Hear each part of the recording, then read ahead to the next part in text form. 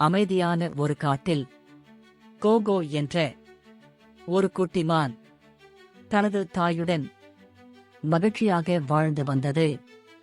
கோகோவின் தாய் மிக மென்மையான கனிவான மான்.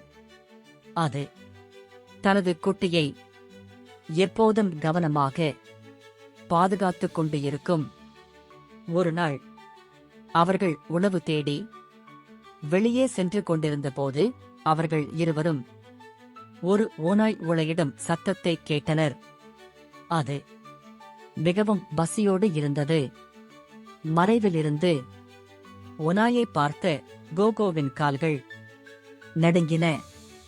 அம்மா, இப்போது நாம் என்ன செய்வது என்று தாயிடம் நடுங்கிய குரலில் கேட்டது.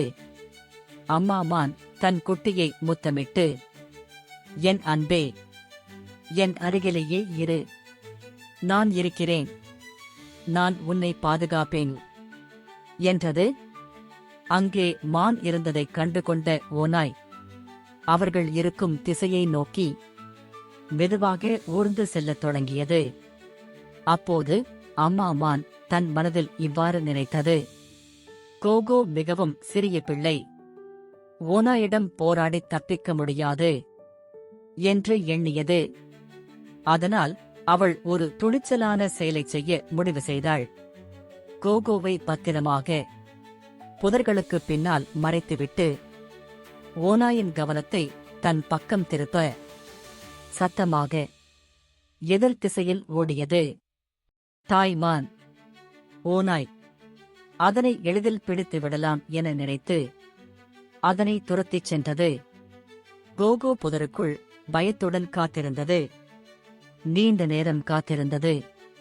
தன் தாயை இன்னும் காணவில்லை என்று நினைத்து அதன் இதயம் துடித்தது. பின்னர் நீண்ட நேரம் கழித்து தாய்மான் திரும்பி வந்தது. பார்ப்பதற்கு சோர்வாக, ஆனால் பாதுகாப்பாக இருந்தது. கோகோ கண்ணீர் நிறைந்த கண்களுடன் தன் தாயை அழைத்து, அம்மா, நீதான் என்னை காப்பாற்றியிருக்கிறாய். நீ துணிந்து செய்த செயலால்தான் நான் இப்போது நலமாக இருக்கிறேன் என்றது கோகோ. தாய் மான் மெதுவாகச் புன்னகைத்தது.